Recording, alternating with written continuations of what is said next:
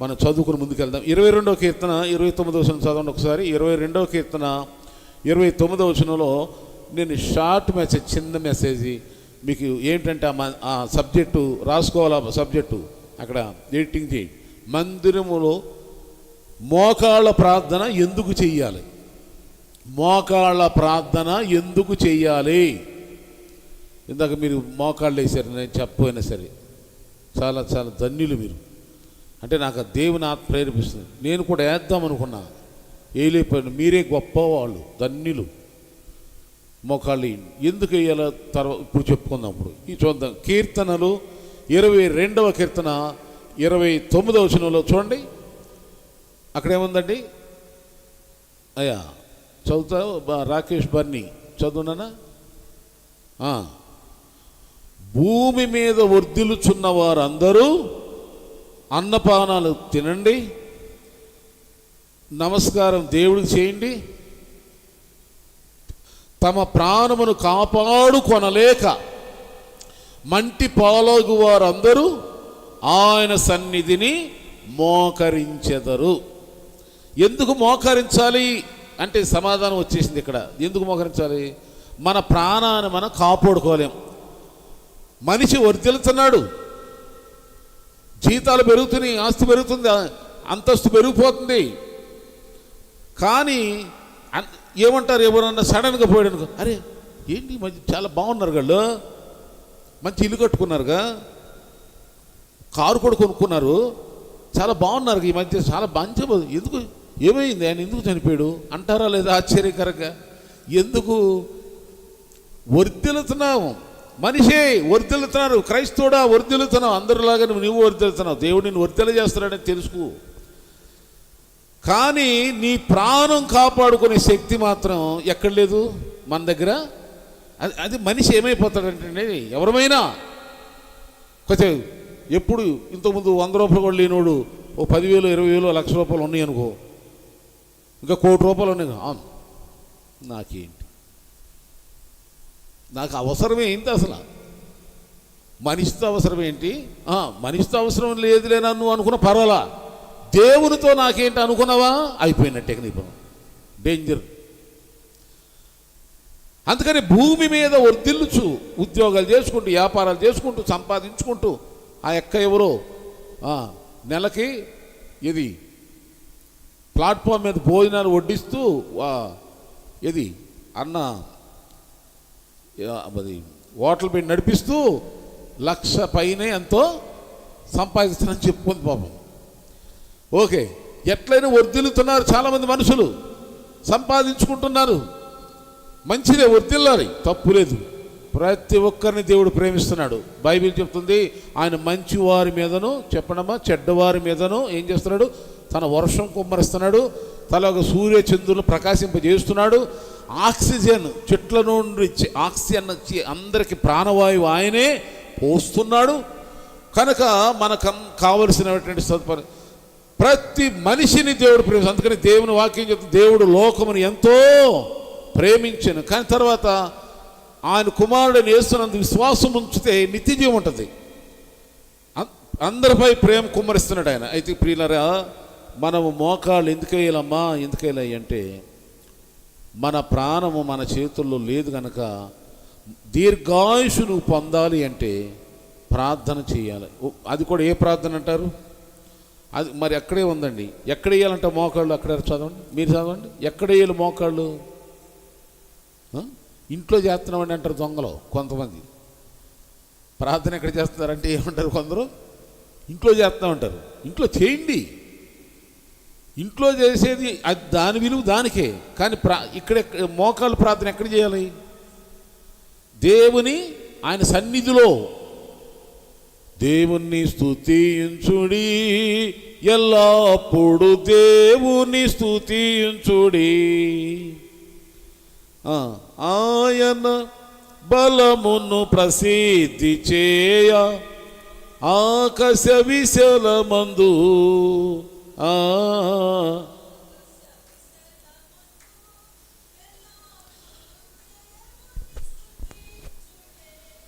సన్నతంతుల సితారతోను ఆయన సన్నిధిలో ఆయన దైవ సన్నిధిలో మోకాళ్ళ ప్రార్థన. గుర్తుపెట్టుకోండి, నేను ముగిస్తున్నాను. ఎక్కడ బలమైన పవర్ఫుల్ ప్రేయర్స్ మనం చేయాలి దేవుని కంటే, డైరెక్ట్గా దేవుడే వచ్చి నీతో మాట్లాడి దర్శించాలంటే మందిరంలో ఇయ్యాల మోకాళ్ళ ప్రార్థన. ఇంట్లో చేస్తాం, చేయండి, తప్పులేదు. మీకు త్వరగా 2-3 మాటలు మీకు చెప్తాను. మందిరంలో అలా ప్రార్థించి దీవించబడ్డవాళ్ళు. ఇప్పుడు హిజ్కియా అనేటువంటి ఒక రాజు ఉంటాడు, ఏమండి, ఆయనకు మరణకరమైన వ్యాధి వస్తుంది. ఆయన ఏం చేశాడంటే డాక్టర్ల దగ్గరికి వాళ్ళ దగ్గర పరిగెత్తకుండా దేవుని దగ్గరికి వెళ్ళిపోయాడు. మందిరంలోకి వెళ్ళిపోయి మోకాళ్ళు వేసి ఆయన ఏం చేశాడు, కన్నీళ్లతో ప్రార్థన చేసినప్పుడు దేవుడు ఆయన ఆయుష్ పెంచాడు. అదొకటి గుర్తుపెట్టుకోండి. రెండవదిగా చూస్తే హన్న పిల్లలు లేరు. ఆమె అందగైతే భర్త ప్రేమ చాలా ఉంది, కానీ పిల్లలు లేరు. తోడుకోవడం పిల్లలు కంటున్నారు, కానీ ఈమెకి పిల్లలు లేరు. ఆమె కూడా ఏం చేసింది, ఇంట్లో కూర్చుని ఏడ్చినంతకాలం జరగల, ఏమి కలగల. ఇంట్లో ప్రార్థన చేసి ఉండొచ్చు, కానీ కలగల. మందిరంలోకి ఎప్పుడైతే వచ్చి ప్రార్థన చేసిందో మరుసటి ఏటకల్లా ఆమెకి పిల్లలని దేవుడు అట్లా. ఇక ఈ విధంగా మనం చూసుకుంటే దేవుని మందిరములో మనం వచ్చి ఆయన కలుసుకున్నప్పుడు మనకు అడిగిన దానికంటే ఊహించిన దానికంటే కూడా ఎక్కువగా దేవుడు దయచేస్తాడు.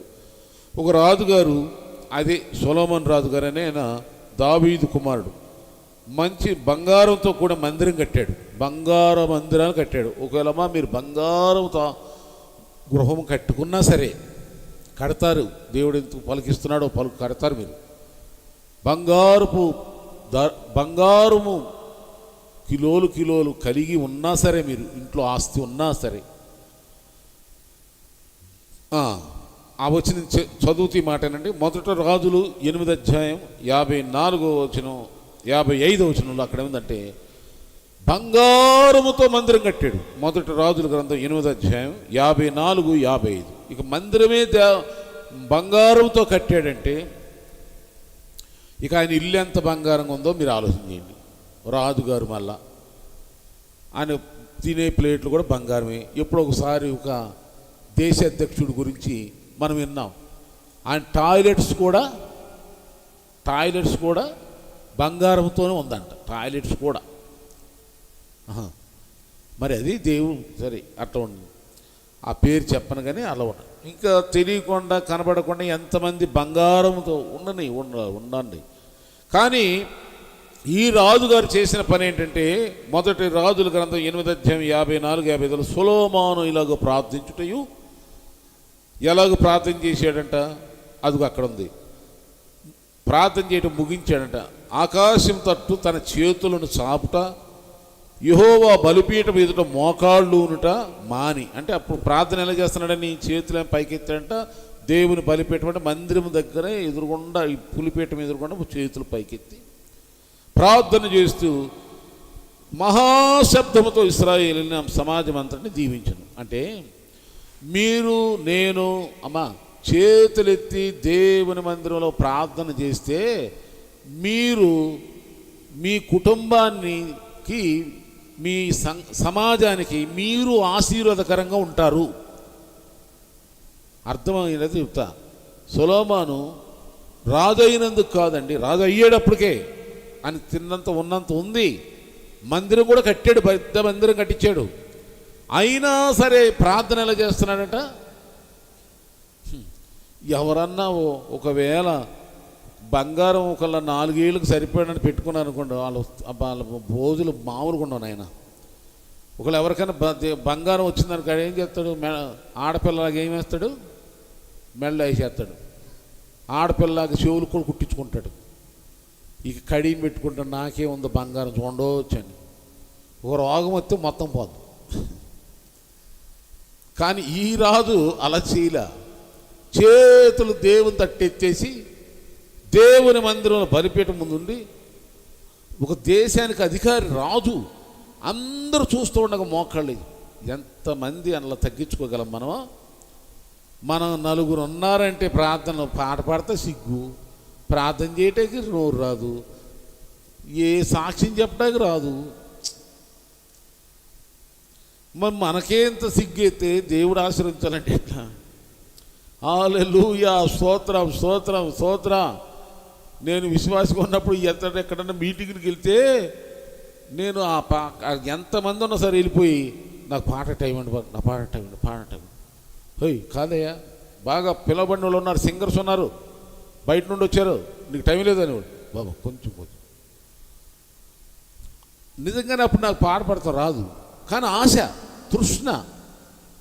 సరే ఇలా ఉంచండి, ఇక్కడ ముగిస్తున్నాయన్నాడు. సొలొమోను రాజు గురించి మీరు ఇంకా కొంచెం చదవండి, 6-7 అధ్యాయాలు చదువుకుంటూ వెళ్తే ఆయన గురించి బాగా ఉంటుంది. మొదటి రాజుల గ్రంథంలో చదవండి.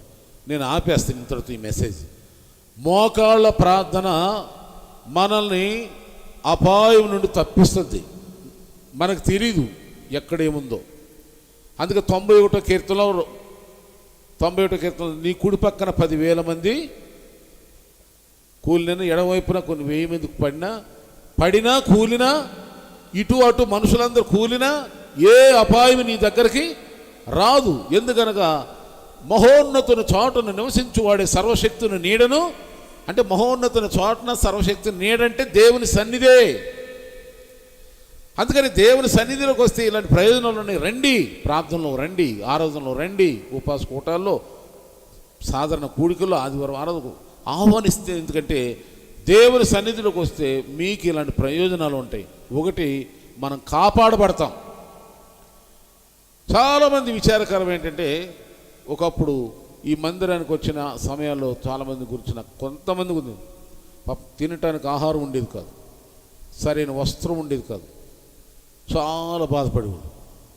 అలాంటి వాళ్ళని దేవుడు తిన్నంత ఉన్నంత దేవుడు ఆశ్రయించినప్పుడు ఎంత దీనత్వం ఉండాలండి బాబు, ఎంత తగ్గించుకోవాలని. నిజంగా అలా ఆ వర్ధిల్లుచున్నప్పుడే దేవుని దగ్గర ఇంకా దీనులమైతే దేవుడు ఇంకా దీవిస్తాడు, ఇంకా ఆశీర్వదిస్తాడు. ఆమేన్ చెప్పండి, ఆమేన్ ఆమేన్ చెప్తారా? ఓ చిన్న ఉపానం మీకు ఇలాంటి కొంచెం చెప్తే మీకు అంది. తల్లిదండ్రులు లేని అమ్మాయి, ఒక అమ్మాయి పాప,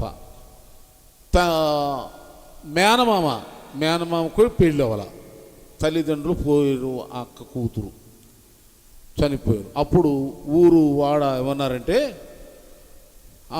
మరి అమ్మాయికి తల్లిదండ్రులు లేరు, మేనమామ, మరి నువ్వు యవనస్తువే కదా, మరి చదువుకోండి, ఉద్యోగం సంపాదించేసిన తర్వాత అప్పుడు ఆలోచన చేద్దాంలే అని పెద్ద మనసు సర్దేశారు అని.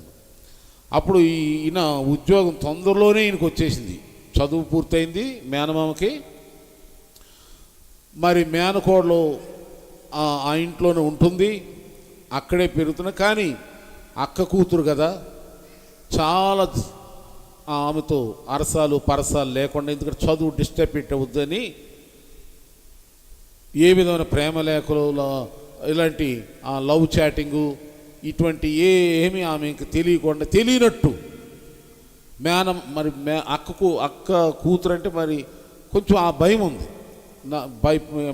బాగు చేసుకో మనసులో నిండా ఉంది, ఆమెను చేసుకోవాలి, ఆమె బాగా చదవాలి, ఆమె ఉద్యోగం చేయాలి, ఆమె దీవించబడాలి. అప్పుడు నేను సంతోషంగా మంచిగా తల్లిదండ్రులు ఆమెకు లేకపోయినా, మా అక్క మా బావ లేకపోయినా నేను గ్రాండ్గా వివాహం చేసుకోవాలని హృదయం నిండా కోరికలు పెట్టుకొని మంచిగా ఉద్యోగం చేస్తూ, ఆమెకు డబ్బులు ఇస్తూ, ఆమెను ఆశించకుండా చాలా అందంగా ఉంటుంది, ఈయన బాగా ఉంటారు, బాను. అయినా హృదయం నిండా ఆశలు పెట్టుకుని చక్కగా చదివిస్తున్నాడు. అయితే ఆమె బాగా చదువుతుంది, చిన్న ఉద్యోగం ఆమె కూడా వచ్చేసింది. ఉద్యోగం వచ్చినాగానే ఆమె ఆ ఆఫీసులో ఎవరో ఈమె అందాన్ని చూసి ఏం చేశారు, ఇచ్చారు ఒక లవ్ లెటర్ ఇచ్చారు, ఒక చాటింగ్ చేశారు. ఇక ఈమె ఏం చేసిందంటే, వెనకా ముందు ఆలోచన లేకుండా ఈమె కూడా ఏం చేసింది, చాటింగ్ రివర్స్ అంగీకారం అయిపోయింది. కొద్ది రోజులు వెళ్తుంది, జీతం మేనమామ ఈయనేమో చక్కగా, ఈయన బాగున్నాడు, ఒక యంగో, ఈయనకు వచ్చేవాళ్ళు మనసు బాగున్నాడు. కానీ ఏం జరిగింది, ఇక్కడేమో ఇలా అయిపోయింది. ఈయనేమో గొంపెడాసి పెట్టుకున్నాడు, ఈయన గొప్ప రాణిగా నేను చూసుకోవాలని చెప్పి పెళ్ళి గ్రాండ్గా తీసుకున్నాడు. ఒకనొక రోజున ఆఫీస్కి వెళ్ళి ఇంటికి రాలా అమ్మాయి, ఏంటి రాలేదని చెప్పి వెతుకుతున్నారు. ఈలోగా ఫోన్లోకి ఫోటో వచ్చింది. ఏం ఫోటో అంటే ఈ అమ్మాయి వేరే వాడితో పెళ్ళి. గుండె పగిలిపోయినంత పని అయిందని, గుండె పగిలిపోయినంత. అయ్యో, ఇదిగో ఇలా ఉంటాయండి దేవుని ఆశీర్వాదాలు కోల్పోయే వాళ్ళ సంగతి. దేవుడేమో గంపెడి ఆశలు పెట్టుకుంటాడు, విస్తారంగా నిన్ను ఆశ్రయించాలని ఆయన చిత్తం. కానీ కొంచెం విషయంలో కక్కుర్తిపడి దురాశకి వెళ్ళిపోయి ముందు చూపు లేక దూరదృష్టి లేకుండా అసలు నన్ను మా అక్క బావ మా తల్లిదండ్రులు లేకపోయినా మా మేనమామ నన్ను ఇంత బాగా చూశాడు, ఇంత పెంచాడు, నన్ను చదివించాడు, మంచి ఉద్యోగం ఇచ్చాడు, ఆయన యువకుడై ఉండి యవనస్తుడైండి నన్ను ఏం ఆశించలేదు, నన్ను ఇంత పవిత్రంగా చూసుకున్నాడు కనుక నేను ఏం చేయలేను, కొంచెం అన్న బుద్ధి ఉందా? అలాగే ఉందండి మనుషులు రక్షణ క్రైస్తవుల గురించి చెప్తున్న ఈ మాటలు, దేవుని నమ్మిన సంగతి. నీ ఎడల నా ఎడల దేవుని ప్లాన్లు ఉన్నతం పొందుకో. తొందర పడమాక, దేవుని స్తోత్రం. అటు ఇటు చూడమాక, దేవుడు నిన్ను తప్పక ఆశ్రయిస్తాడు. దేవుని స్తోత్రం. నీకు బంగారం లాంటి గృహం నీకున్నా, బంగారం ఎంతున్నా, ఆస్తి ఎంతున్నా, పొలం ఎంతున్నా, ధనం ఎంతున్నా, జీతం పెరిగినా, బంగారం లాంటి ఒక మందిరం నువ్వు కట్టినా, అంటే దేవుని మందిరాన్నే బంగారంలాగా నువ్వు కట్టేవాడిని, నువ్వు ఎంత గొప్పవాడివయ్యా బాబు, ఎంత గొప్ప. ఒకళ్ళు మీరు ₹1 కోటి దేవునికి ఇచ్చారనుకో, ఎంత గొప్ప సంగతి. ₹1 కోటి దేవునికి ఇచ్చామని చెప్పి మళ్ళీ మనం ఏమీ ఇవ్వకూడదు. అది ఇవ్వగలిగిన శక్తిని ఇచ్చింది ఎవరు? ప్రభువే కదా. దీనత్వం రావాలండి బాబు. మేము దేవునికి ఇచ్చే అవకాశం అయ్యా, నువ్వు ఇవి ఇచ్చావు, దశంభాగం ఇచ్చినా, 10 ఫలాలు ఇచ్చినా, ఇంకా ఏదన్నా ఇచ్చినా అది నీవు ఇచ్చిందే నేను ఇచ్చాం, కానీ మాది ఏముంది నాయనా అని దండం పెట్టుకోవాలి దేవుని స్తోత్రం. అప్పుడు దేవుడు ఇంకా ఇచ్చేలాగా మీకు చేయునుగాక అది. అలా చేయకపోతే ఇందాక నేను చెప్పిన మేనకోడలు మేనమామ పరిస్థితి ఎలా అయిందో అలాగే దేవుడు కూడా నీ గురించి చాటును ఏడుస్తాడు, దుఃఖపడతాడు, బాధపడతాడు. తర్వాత విషయం ఏంటంటే ఆమెని అందమంతా వాడుకుని ఆమెను ఒక బిడ్డ ఒక పిల్ల తండ్రిగా చేసేసి వాడు అడ్రస్ అక్కడ పోయాడు. ఎక్కడ ఉద్యోగం ఉందో గల్పులోనే ఎక్కడ పోయాడు. పిల్లనిచ్చుకుని మా అయ్య పొరపాటు అయిపోయింది. మా అయ్య ఇంకా ఏం చేస్తాం? ఏం చేయగలడు? తర్వాత ఏం చేయగలుగుతామండి? అమ్మా జాగ్రత్త. దేవుని స్తోత్రం. ఇది నేను దేవుడి విషయంలో చెప్తాను మీకు సుమా, అంటే అది చెప్తే మీకు మనకి ఇది అర్థం అవుతుందని చెప్తాను. దేవునిలో కూడా అలాగే ఉందుముగాక. నేను చెప్పుకుంటూ మీకు చెప్తున్నా దేవుని స్తోత్రాలు. మనందరము కూడా నమ్మకంగా ఉందుగాక. ప్రభువా నన్ను ఆశ్రయించయ్యా, నీ ఎదుట నేను మోకాళ్ళు ఉండుతున్నాను కనుక నన్ను సిగ్గుపరచమాకు ప్రభా. 25వ కీర్తన ఉంది, ప్రభా నీ దిక్కును చూసి నా తల ఎత్తుచున్నాను, ప్రార్థిస్తున్నాను. తలెత్తుతున్నంటే తలెత్తి ప్రార్థన చేస్తున్నాను కనుక నన్ను సిగ్గుపడని మాక ప్రభు. ఆమేన్. సర్వసామాన్యంగా ప్రార్థనలో చాలామంది ఏం చేస్తారు? తల కిందకు పెడతారు. బైబిల్ ప్రకారం ఏంటంటే మీరు బైబిల్లో చదవండి, ప్రార్థన చేసేప్పుడు మన చేతులు పైకెత్తాలి, మన ముఖం కూడా పైకెత్తాలి. ఎందుకంటే మీకు ఉదాహరణ, మనం మనుషులు మాట్లాడుకుంటాం, మీరు నాతో మాట్లాడుతున్నప్పుడు నేను ఇట్ట తల ఇట్ట ఉంచుతా, ఎలా ఉంటుంది? బాగుంటుందా? నేను మాట్లాడి పాస్ట్ గారు ఇష్టం లేదేమో అనుకుంటా, నేను మాట్లాడడం మీరు కూడా అది ఏంటి కిందకు చూస్తుంది ఏంటని తెలియదులేమా, నాకు తెలియదు. ఒకప్పుడు అలాగే చేసేవాడు నేను కూడా. మనందరం కూర్చున్నా నుంచున్నా మోకాళ్ళు వేసిన మన తల కొండల తట్టు, అంటే దేవుని తట్టు. కొండల తట్టు అంటే మళ్ళీ మనుషులు తట్టవద్దు, దేవుని తట్టు చూద్దాం. చేయండి, ప్రార్థన చేయండి. మీకు ప్రేరేపణ కలిగి, మనకు ప్రేరేపణ. మందిరంలో కూడా రండి, ఏకాంతంగా ఉండండి. ఎందుకు జరగదో చూద్దాం, నేను కూడా పోరాడతా. మనందరం కలిసి ప్రార్థన చేసి ఏవైతే మీ హృదయం ఆంక్షలు ఉన్నాయో అది సాధించుదుముగాక. అది నా పట్టుదల. దేవుని స్తోత్రం. కనుక ప్రార్థన, మోకాళ్ళ ప్రార్థన ప్రయోజనాలు ఏంటంటే, మనం ఆశీర్వాదకరంగా ఉండాలంటే సొలొమోను ఎంత గొప్పవాడైనా ఏం చేశాడు? మోకాళ్ళ ప్రార్థన చేసి దీవించాడు తన ఇంటి సమాజం అందరి కుటుంబాన్ని కూడా. మీరు కూడా అందరికీ మీరు ఆశీర్వకరంగా ఉందురుగాక. ఎప్పుడు? నీకు 1,00,000 ఉన్నా, 1,00,00,000 రూపాయలు ఉన్నా దేవుని దగ్గర ఏం చేయాలి? నువ్వేం చేయాలి? నేనేం చేయాలి? మోకాళ్ళ ప్రార్థన ఆ అనుభవం పోగొట్టొద్దు. 1,00,00,000 రూపాయలు ఉన్నాయి, ఏ ఆఫ్టర్ 10 లక్షలు కారు దీనిదేముంది? 1,00,00,000 రూపాయలు కారు ఇచ్చినా సరే నేను మరవకూడదు ప్రార్థన, మోకాళ్ళ ప్రార్థన. ఆమేన్. అది నా విశ్వాసం. ఈ మందిరం ఒకరు దేవుని దగ్గర మీరు ఒకరు బంగారు తాపించిన ఇయ్యేపాటి దేవుని దగ్గర మనం మోకాళ్ళు వేయాలి. దేవుని స్తోత్రం.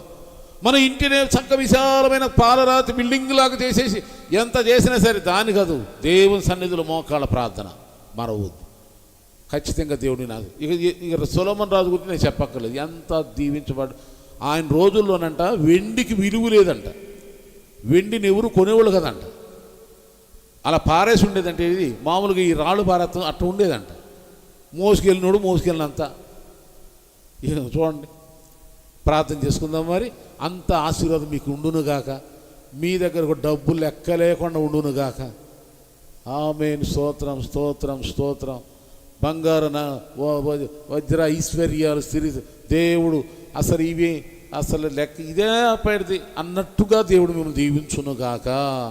బంగారాలతోనూ ఆస్తి ఐశ్వర్యాలతోనూ ఓ దేవుడు మహాసమృద్ధి దేవుడు మీకు ఇచ్చునుగాక. విశాలమైన గృహాలతో విశాలమైన సర్వ సమృద్ధి. ఓ సంతృప్తి, ఇది లేదు అయిపోయిందనే మాట రాకుండా దేవుడు మిమ్మల్ని బహుగా దీవించునుగాక. అలా చేయాలంటే నువ్వు ఎప్పుడైనా మోకాళ్ళ ప్రార్థన మానొద్దు. దేవుడు నిన్ను స్టెప్ బై క్రమక్రమంగా నీ దీవించగలదు. ఇంకా ఎక్కువ చేయ ప్రార్థన, అప్పుడు దేవుడు ఇంకా చూసి దీవిస్తాడు. మరి ప్రార్థన చేసుకుందామా? ప్రార్థన ముగింపు ప్రార్థన. వీలైతే మోకాళ్ళు వేయండి, లేదా పర్వాలేదు మీరు ఏ లేకపోయినా కూర్చునే ఉండండి. ప్రార్థన అయితే చేస్తున్నాను. హల్లెలూయా. మీకు సర్వం సాధ్యమే యేసునామములో ప్రభా. అసాధ్యాలను సాధ్యపరిచే దేవుడు అయ్యా నువ్వు. మోకాళ్ళ ప్రార్థన ఎందుకు చేయాలి? మమ్మల్ని కాపాడే దేవుడు మీరని ఒప్పుకుంటూ ప్రభా ఎంత వర్ధిల్లుతున్నావో సరే మోకాళ్ళ ప్రార్థన జీవితం మర్చిపోకుండా సాంచి.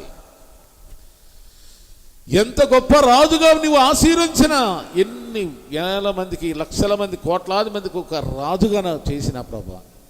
ఎంతమంది మా మాటకు విధేయత కలిగి ఉన్నా సరే, లోబడుచున్నా, మమ్మల్ని చూసి భయపడుతున్నా సరే, మేము నీ ఎదుట భయపడి నీకు లోబడి అందరి ఎదుట మేము మోకాళ్ళు ప్రార్థన చేసి భయంపరచట్టు వాళ్ళకి ఆశీర్వాదకరంగా మేము ఉంటానికి సాయం చేయండి ప్రభా.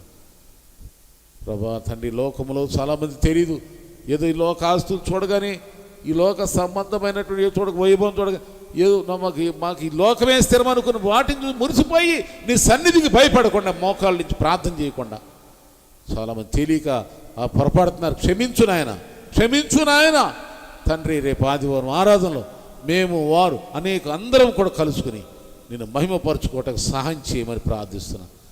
నీ సమృద్ధి మాకుండునుగాక. ఏ సునాములు ఈ దిన ఈ కూడికలో పాల్పొందిన వారు ఒక్కొక్కరిని పేరున దీవిస్తున్నాను నాయన. సంతృప్తి పరచండి. తిరిగి రేపు ఆదివారం ఆరాధనలో పాల్పొంది, బల్లారాధన కూడికలో పాల్పొంది నిన్నెంతో మహిమపరచున్నట్టుగా మాకు సంఘమునకు ఇంకా మాకు నీ కృప దయచేయమని మహిమ పొందాలి. బిడ్డలో ప్రభాదిగొని మందిరమునికి వచ్చి వెళ్ళుచుండగా నీ కాపుదల బిడ్డకు ఉండునుగాక. ఇదిగో నీ సన్నిధికి వచ్చి వారు ఏం మొరబెట్టుకుని మూలిగి ప్రార్థించారో అవి వారికి దయచేయబడునుగాక. రేపు ఆరాధనలో అద్భుతమైన సాక్ష్యాలు ఒక్కొక్కరి నోట మీరు పలికించి నీ నామమునకి మహిమ తెచ్చుకొని ప్రార్థిస్తూ యేసు నామములో అడుగుచున్నాను మా తండ్రి. తండ్రి, కుమార, పరిశుద్ధాత్మ త్రియేక దేవుని ఆశీస్సులు దీవెనలు మీకు మనందరికీ సదాకాలం తోడు నడిపించునుగాక. ఆమేన్. గట్టిగానండి, ఆమేన్. రైట్.